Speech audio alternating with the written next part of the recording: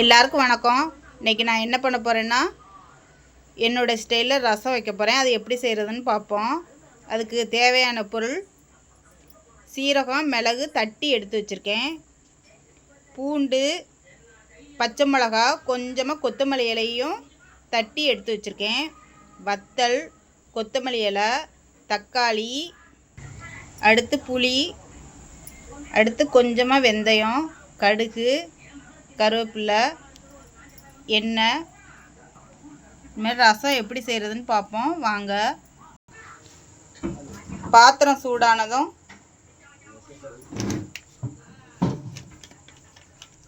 எண்ணெய்,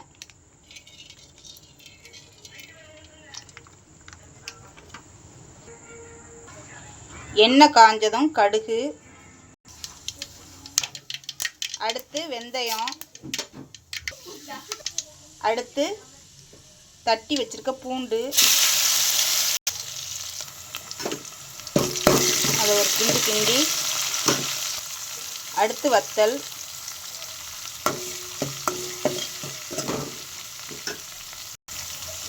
அடுத்து கருவேப்பிலை, அடுத்து சீரகம், மிளகு தட்டி வச்சிருக்கத போடணும். அதையும் ஒரு கிளறிக்கணும்.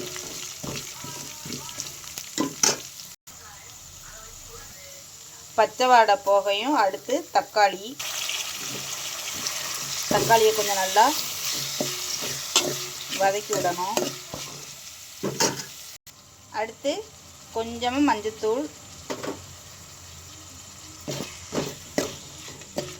அதையும் ஒரு கிளறிக்கணும்.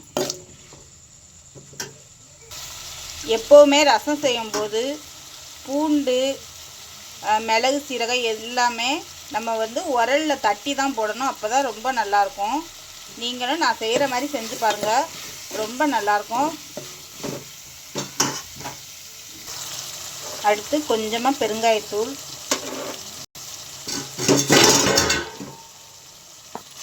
ஒரு கிளறிக்கணும். இதே மாதிரி நல்லா வதங்கியதும் அடுத்து புளித்தண்ணி சேர்த்துக்குவோம். புளித்தண்ணி சேர்த்தாச்சு. கொஞ்சம் ரசம் நல்லா நுர கூடி வரட்டும். ரசத்தை கொதிக்க விடக்கூடாது. இது எங்கள் ஊர் ஸ்பெஷல். என்னோட ஸ்டைலில் இந்த ரசம் நான் வச்சுருக்கேன். நீங்களும் இதே மாதிரி செஞ்சு பாருங்கள், ரொம்ப நல்லாயிருக்கும். இதே மாதிரி நல்லா நுர கூடி வந்ததும் கொஞ்சமாக கொத்தமல்லி தழை தூவி அடுப்பை ஆஃப் பண்ணிவிட்டு ரசத்துக்கு தேவையான அளவு உப்பு சேர்த்து நல்லா கலந்து விடணும். மணக்க மணக்க சூப்பரான ரசம் ரெடி ஆயிடுச்சு. நீங்களும் இதே மாதிரி செஞ்சு பாருங்கள், ரொம்ப நல்லாயிருக்கும்.